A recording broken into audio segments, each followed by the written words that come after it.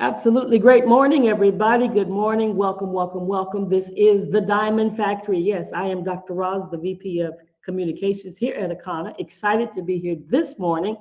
It's a great day. Yes, it is. Every time you wake up and you are above ground, you've got something to be grateful for. Um, just want to share something this morning that's really just been just astounding to my brain because I thought I was not doing something and found out I'm still doing it. See, you gotta take responsibility for your own actions, right? So I often say, and I used to say this when we used to do the Sales Academy training, that I'm guilty of wanting things sometimes better for others than they want for themselves.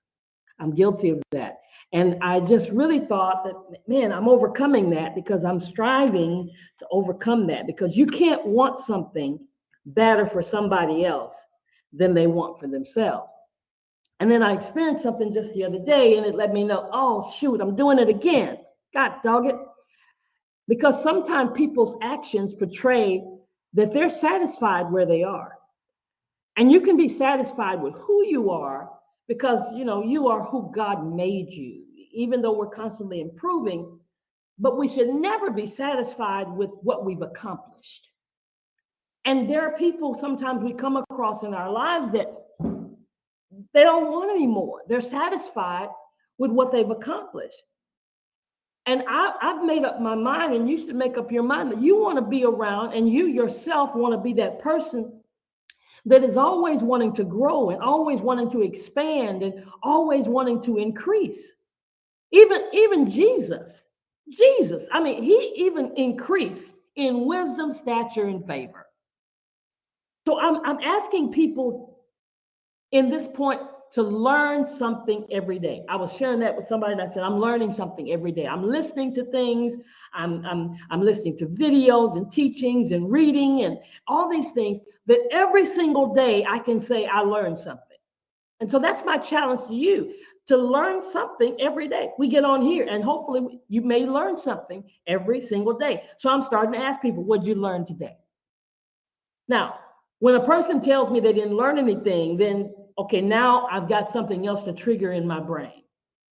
Because the question then comes, who do you spend the most time with? The question then comes with, what are you listening to? See, Jesus spent time, the most of his time, with 12 people. He didn't spend his time with everybody. And I love the people that reach out to me, that call me, that pull on me, that learn, that want to learn, instead of the people I gotta drag them to learn something or just be on them to try to get some training. People who are hungry. Every one of us on this call, you're here because you're hungry. And the people that you should surround yourself with are the people that you want to be a part of your business and your team. You want them to be people who are hungry to learn, people who want to grow, people who are thirsty. That's why we're learning to find people who are looking for you. Just recently, this past weekend, I drove to Austin, Texas, which is about 3 hours away from where I live, to have some one-on-one time with one of my distributors and to scan an old business partner who called me up out of the blue. And through a conversation, I learned out that he had had a stroke. And he and his wife, he said, okay, well, I do want to get the bioscan. So I drove 3 hours away to sit down with the distributor and to sit down with he and his wife and visit his home and give him a bioscan. Long story short, he bought the 21-day cleanse. He's getting ready to start that cleanse, and you're going to be able to start hopefully hearing some wonderful testimonies. But here's what I want you to know about him. He's from Pakistan, and he came here because he was married, but not because he was married, but he came here to get away, okay, to live a better life, to come to the land of opportunity. And one of the things he said to us as we were sitting there with him, he says, people in this country, they don't know how good they have it. They don't understand how wonderful it is here in America. Because see, here was his story, and I'm gonna tell you his story in a short fashion. He had to come here, he got away and got here, but by himself. He could not bring his wife, he could not bring his son. He came here and he finally married somebody here so that that person who he married could sponsor his son to come to America. But guess how long it took? 14 years. So 14 years he was without his child.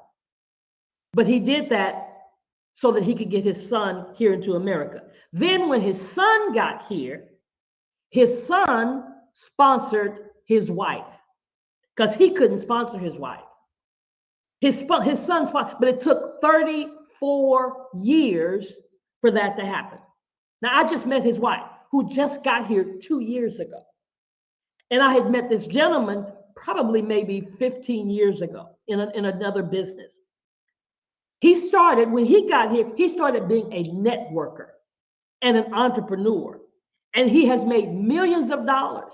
Now, we've already heard he was without his son for 14 years. He was without his wife for 34 years. He became a millionaire, but because of his status and he had no control over his money, it was all stolen from him. Now, his wife and son are here. And he says to me, sitting in his house, he's going to do it again. But this time he's going to be a billionaire. Now, you know what I did not hear him say? You know what I did not hear from his story when he legitimately had every right to do it? I did not hear him give any excuses. No excuses. He had every right. My husband was sitting there with me, and there's no way he can even think about how being separated from his spouse for that length of time. We can't do it for 24 hours. So 34 years. And so here it is, we're here at Akana, and we have a vision, and we have purpose, and we have things that we're going to do, and the things people we're going to help. But here it is, sometimes when we tell people to do certain things, like attend a seminar, read a book, come to a company event, you know why we say do that? It's to help us grow. Why our leaders tell us don't miss the conference. But sometimes then we say what we say is an excuse. We won't show up. It's an excuse. We won't get on the conference call because people have an excuse. Won't do what you expect. Actions let you know where they are right now. Here's what I'm resolved. If it's important to you, you will find a way. If it's not, you'll find an excuse. This morning call right now, we're on the morning call, but somebody's not on the morning call. Somebody's here but can't speak, and they don't have excuses because they have it in their ear. Maybe you're on your job, but they're not allowing an excuse to say, I can't be on this call. It's important enough. And I understand that some things are just not important enough to us. We do what's important to us. I have to resolve. If we don't do it, it's just not important enough because we can find a way. Everyone knows. Everybody in my family, everybody in my sphere of influence knows what I do at 8 a.m. Central Time every morning. They know that if they call me by mistake, oh, I'm sorry, I know you're on your call. I mean, they'll tell me that. I don't have to say I'm on my call. Everybody in my sphere, in my circle knows what I do every morning from 8:30 to 9:30. Sometimes people call accidentally. Oh, I'm sorry, I forgot. You're exercising right now, because they know what I do. Even the leaders in this company accidentally, sometimes Melissa will call me or Phyllis will call and they'll say, oh, I'm sorry, I know you're exercising. Now, usually I do stop for them because when the boss calls, you just answer the phone call. Just say it, right? But the point is, are there people that know what you're doing? Do you have something on your schedule that's mandatory to you because it's important enough that everybody in your circle knows, oh, that's what she's doing. I got to wait until 9 or 9:30. I got to wait until 10, whatever that thing is. Sometimes we don't need to hear excuses or what they have to say for themselves because their actions already spoke the truth. So what we need to do, surround ourselves with people who take responsibility, not make excuses.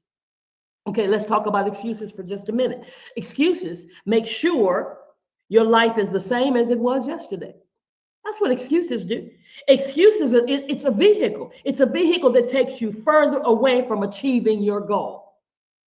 99% of the failures come from people who have the habit of making excuses.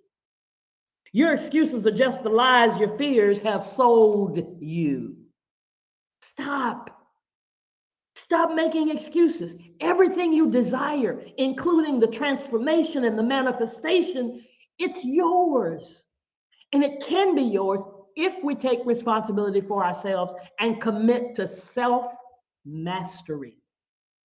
We've got to improve. Excuses are lies that we use sometimes to protect ourselves from the pain of admitting the reality is either one that we created in our own head or one that we don't want to work to overcome.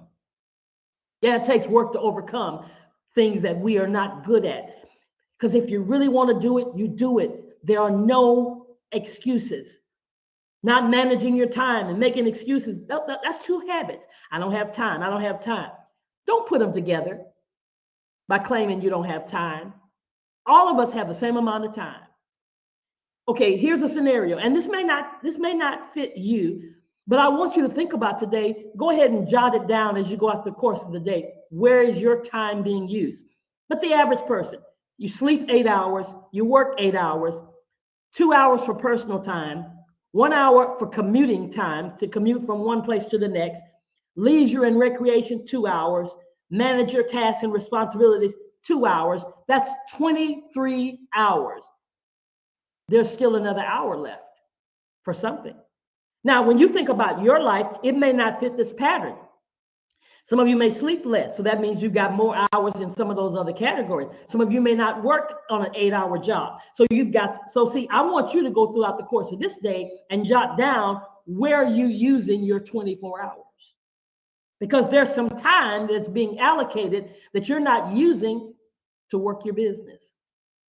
See, passion, if you have a passion, there's no need for excuses because guess what? Enthusiasm makes excuses a non-issue.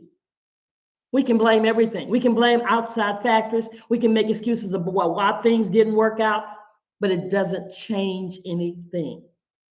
We get on this call, we huddle up, and our leaders call the plays. Melissa, Phyllis, Coach Dan, and on Saturday, Scott. Are we running the play? Or what's the excuse? How many of you have gotten your ticket to Chicago? For our 420 conference, we're going to be 5 years old. Okay, oh, Dr. Roz, but I don't have no money. Look for it, scrape for it. Deny something. It's not like everybody on here is rich and wealthy. Nobody's saying that. But we shouldn't have excuses. It should be important enough for us to be there. If it's not important enough, then we don't look for ways. I had a friend some time back. Her mother passed away, and she's my good friend. And I didn't have the money to fly to the funeral, but I needed to be there for her. I rode the bus. First time I had ever rode on the bus from here to, she lived in Illinois, in another town in Illinois. I can't remember the little town. It was the worst bus ride I ever had. I'll never, ever want to have to ride a bus again. But I needed to do that, so I found a way. Sometime recently, I took a plane trip because somewhere I wanted to go, and I rode a plane that I don't ever want to ride again. Here we go again, but I needed to do it. And it had long layovers and all this kind of stuff, but it was cheap. That's what I could afford at that particular time. No excuses. So sometimes if you take a step, then God will make a way. But if you're waiting for the way to be made, you won't take the step.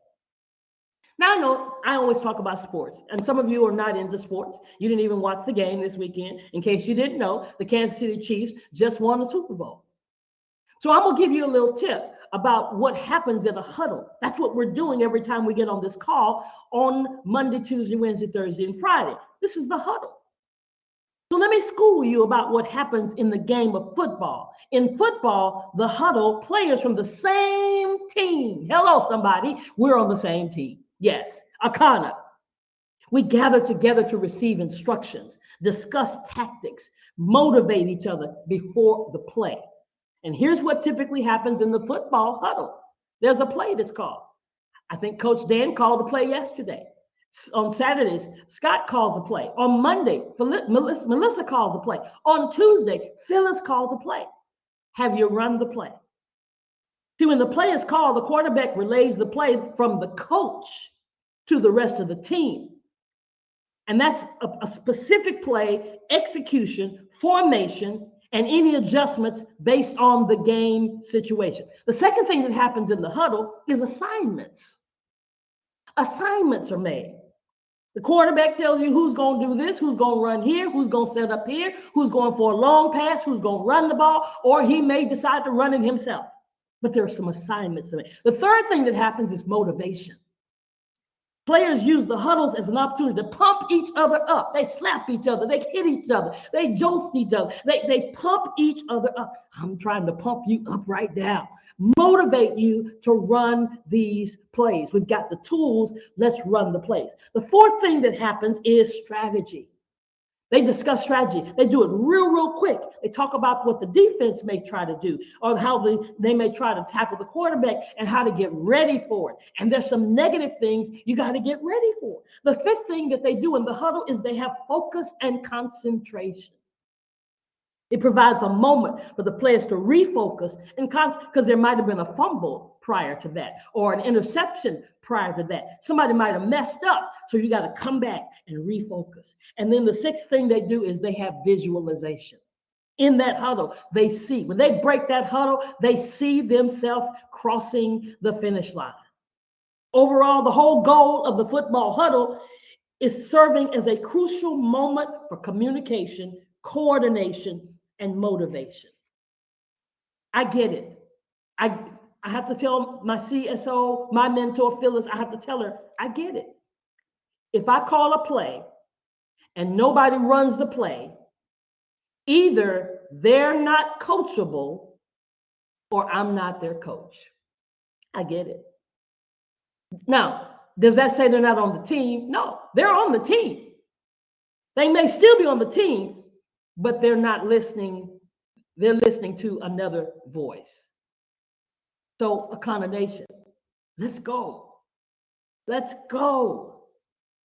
But no more excuses. Have a wonderful Akana day. Thursday night here on this same number is our conference call. Hey, no more excuses. Have a great day. See you tomorrow. Bye for now.